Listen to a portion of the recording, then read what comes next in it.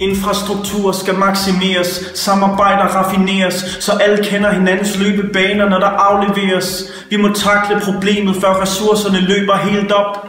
I dag er løfter ikke nok, så vi må løfte i flok.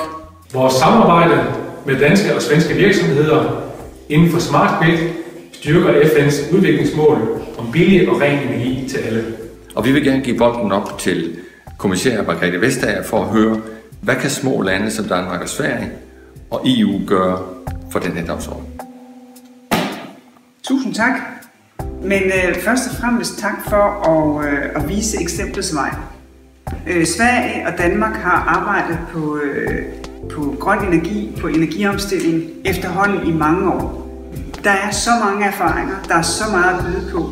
At give det videre til europæiske kolleger, det er i hvert fald en helt afgørende ting. Vi står på mål for klimaet, så vi må strække os og gribe bolden. Ellers kan de næste generationer ikke holde den. Vi må spille langs jorden med verdensmålene for panden. Det er ikke en kamp om skåne, men om at skåne hinanden. Vi faciliterer erfaringsudveksling om vindkraft mellem danske og svenske myndigheder. Sådan styrker vi FN's udviklingsmål om billig och ren energi till alle. Och för Sverige och Danmark så är de hållbara utvecklingsmålen väldigt viktiga. Sverige och Danmark är beredda att jobba för att de hållbara utvecklingsmålen genomförs. Och ett är ju då naturligtvis väldigt bra om vi kan samarbeta om förnybar energi till alla till ett billigt pris. Vi spiller på samme hold, så her er et kreativt indspark.